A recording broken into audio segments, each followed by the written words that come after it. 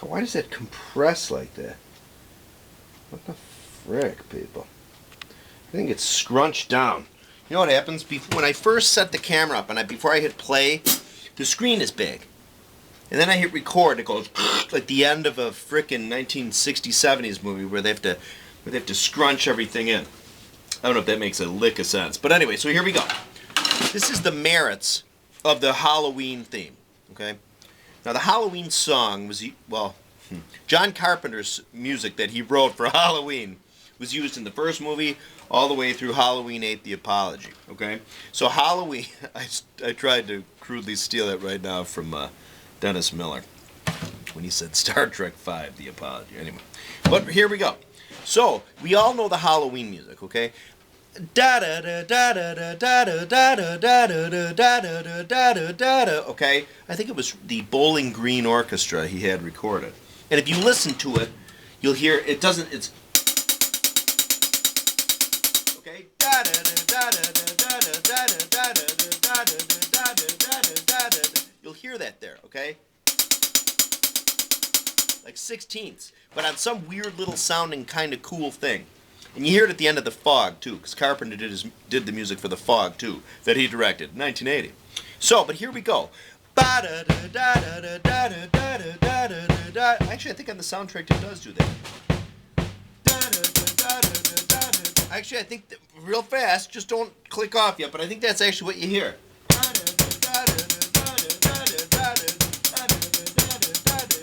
Just like that. Like a little bass drum. Anyway, but my point is, listen to the 16ths here. Okay? In the Halloween music, it is I feel that with rudiments and with single strokes, whatever you're going to do with the sticks, anything you're going to practice, I feel it's very helpful. I know it's helpful for me to put it in a musical context while you're doing it. Okay? Oftentimes, otherwise, it's just a lot of L's and a lot of R's, and you got, eventually you'll get the hang of it, but then it's still somehow two-dimensional. When you put it along to a music pulse or a music overlay, namely da da da da da da da da da da in this video, what we'll do here is then singles, okay? Now there's a lot of stuff we can do with the Halloween theme. I'm going to make other videos, but otherwise the video would be very long, and I'd yap a whole hell of a lot more than I'm doing now. So 16ths, da da da da da da da da da da, okay? Dickus. Alright. Sounds like incontinentis buttocks. Okay, let me tighten this a little. So, what we're going to do is Halloween, that song that John Carpenter, I think, there we go, back in the day, he was trying to learn fives or something on the piano. And then he came up with that to remember how to play 5, okay? 5-4. Forget about the 4, but just 5 beats if it's too much, okay? Now, a lot of people who watch this might know, of course, there I know it's 5-4, whatever. But 1, 2, 3, 4, 5. 1, 2, 3, 4, 5, 6, 7, 8, 9, 10. 1, 2, 3, 4, 5, 6, 7, 8, 9, 10. 1. Now that's if we did eighth notes. But we do quarter notes. 1, 2, 3, 4, 5. 1, 2, 3, 4, 5. So if it's 1, 2, da da da da da da da da da da da da da 5. Okay, so there's 5 notes. Okay. All right. Now that we're there, that's where we are. So what happens is for now, just with how far I'm going to go with this exercise. By the way, there's a good, I'm going to put an out, it's an outtake. I tried making this video about an hour ago, and my mouth isn't working properly. So I'll put that'll be tagged on to the end of this video if you want to stick around at the end and see the silly gag reel. All right, so 16ths. Da da da da da da da da da da, and treat those da da da da da da da da da da pulses as accents, okay? So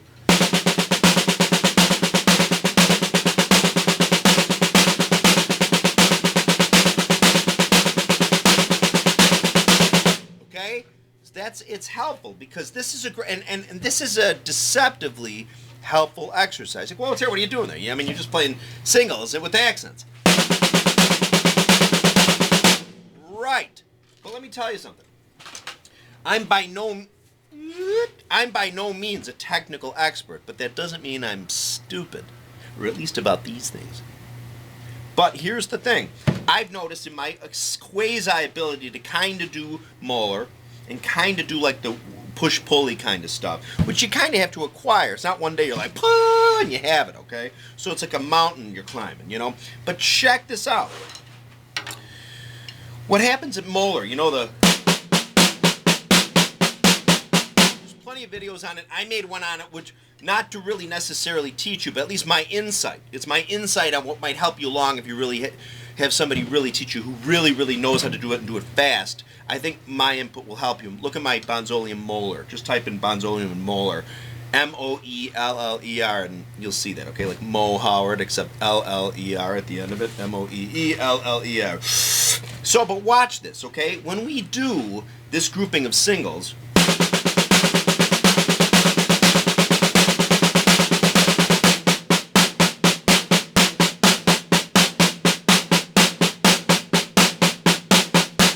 what happens there is, all right, every rudiment we do, the single stroke roll, no matter what anybody tells you, is the most important rudiment. Okay, that's why they always put it first. It's at the first thing in stick control. Right, left, right, left, right, left, right, left. Second thing, left, right, left, right. Okay, here, what happens is we're going to take my left hand out. Now, the first three notes and the second three notes are triplets, right? 1, 2, 3, 1, 2, 3. Now, if you sit and sort of don't necessarily think Moeller and stuff, but just play this pattern and really relax your arms. Try to be Bob relaxed. Try to be just like hey, you know, that's really like, oh, it was great, you know, like, relaxing really does help with this stuff. You get your muscles done. That's why when people like drunk drivers often crash in cars, they're not really injured that bad because they're so rubbery. Because your rubbery physical state, I think, is an optimum place to be sometimes when you're doing certain stuff, okay? So, watch the Steve Gadd video, the 50 way, not the one that people, yeah, but the one where he's on there. It's in black and white. He looks like he's had 9 bongs. It was the 70s. God love him. Gadd, I'd love to meet that guy. What a great drummer. Anyway, so here we go. Here we are, right? Well, when you do it, one hand, you'll see what happens is, if you're nice and relaxed, you'll see that what it is it's 2 Moeller triplet groupings followed by 2 like Moeller double groupings, okay? So, see that? Now there might be some people right now like, hey man, you know those last 4 notes aren't a Moeller grouping, it's more of a push-pull, or a Morello-y, or a Sanford, or a Bigsby and Crothers, whatever the hell it is, okay? Whatever the hell you want to call it, it's helpful. And I found that this pattern, simple,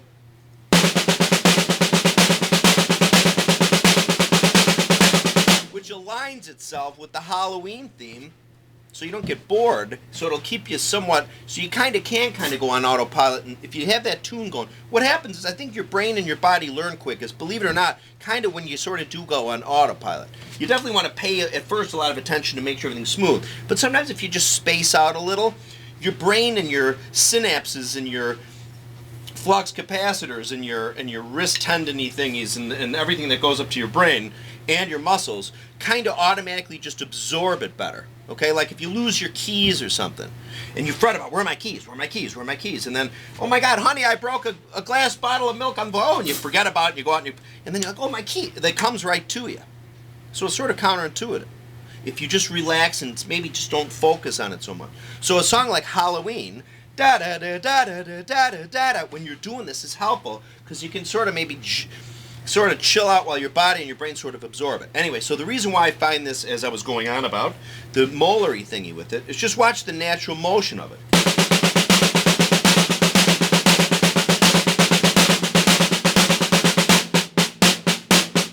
This is a good way to sort of indoctrinate yourself sort of into the concept of Moeller and these other techniques up front. Because remember, these techniques, people's arms did this first. And then people like Moeller and other people were like, whoa, what they're doing with their arms, and they sort of isolated it. We're like, oh, that's what they're doing, and they sort of made it a concept to study, maybe refine if they paid a lot of attention to it, okay? But it's not the Moeller technique because some guy actually invented it and said, hey, everybody, it was a pre-existing observable thing that these people then sort of isolated and figured out ways to learn quicker instead of spending 40 years doing it. You could actually sit and somehow learn it by concentrating on it. But here's the thing, I think to open the door, this Halloween exercise is very helpful. Now what happens with it, it is a one-way exercise, okay? It's kind of like the 7-stroke roll. You know, it's like the odd rolls where it goes, it doesn't go like da, da, da, da, left, da, da, da, right, da, da, da, left. It'll always follow whatever hand you start with. So of course then what you do is you just then do your right hand for a little while, then do your left hand.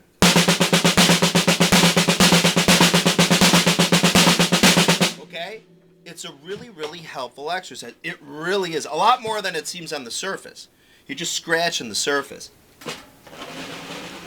Okay? It seems like that, but really do this. Anybody who really knows Moeller stuff, I hope right now you're thinking to yourself like, wow, this frickin' doofus in the Chicago suburbs kind of knows what the hell he's talking about. Try it. It really, it does. This is because it's accents and stuff. That's where these come from, okay? So remember, da da da da da da da da da. Wait, like the actual Bowling Green recording.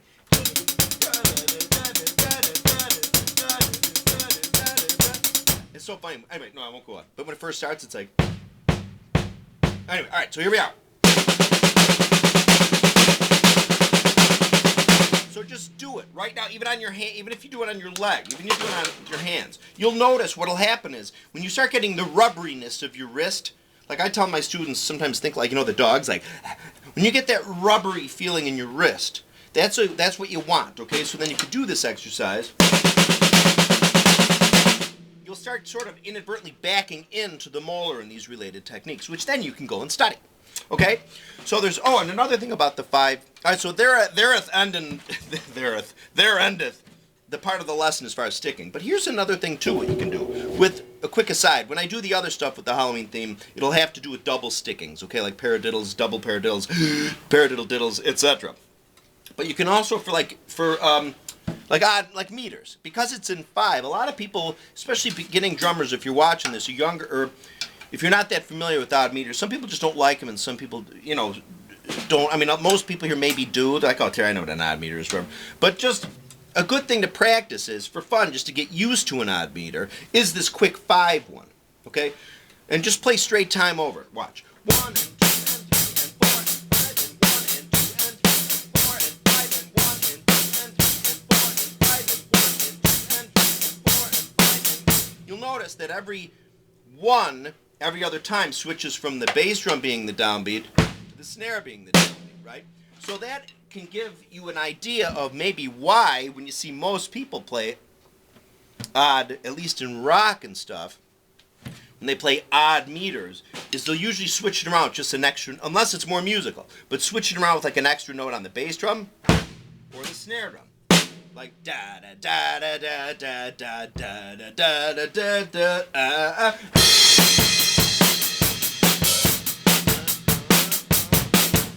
See that? That's what people. Okay, so with 5, it'd be like.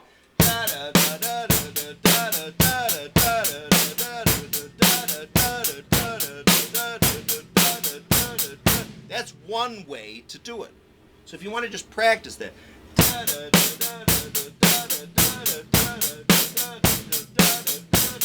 Remember, the more you do it and even just don't even really pay attention after a while, it still burns into your brain. You have to expose yourself to it. Just when you keep doing shite, you get better at it. No matter what it is, you just keep doing it, okay? And I know with us ADD people, which are often drummers, that kind of gets lost. Like you're kind of like, you know, like da da da da da da da da.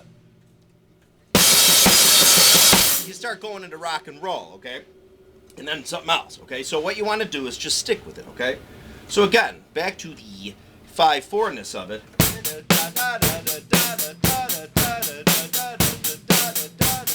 You can do the turnaround with the snare.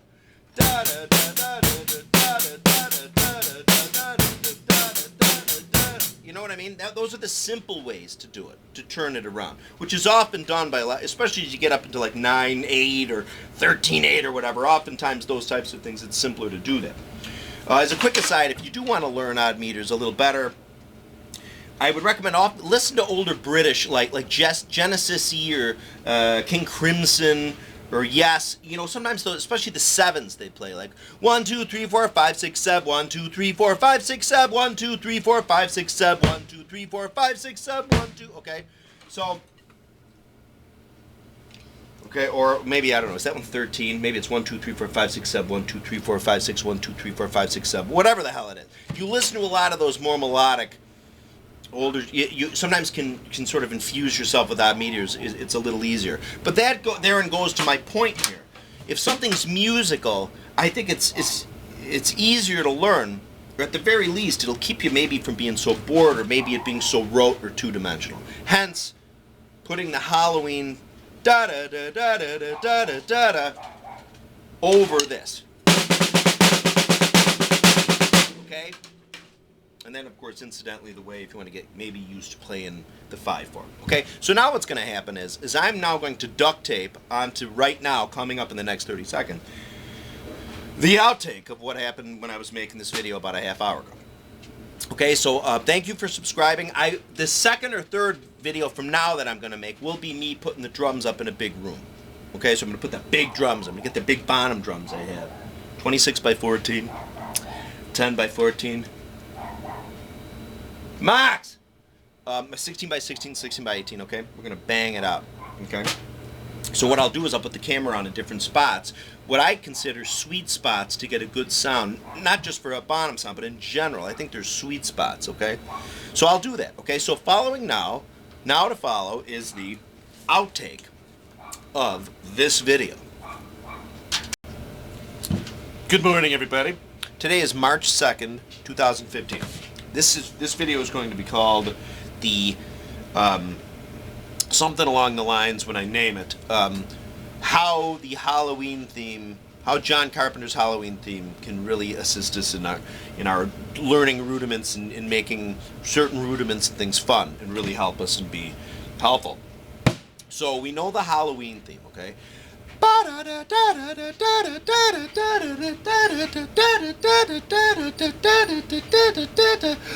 Okay? So what happens is that particular version of it, okay, is in 5. It has 5 beats. 1, 2, 1,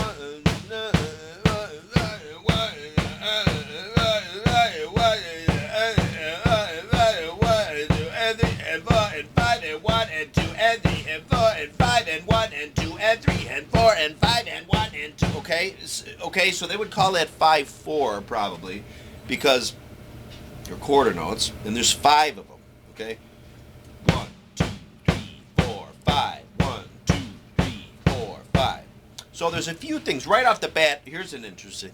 And God, why am I can't fucking talk today. I'm having a stroke.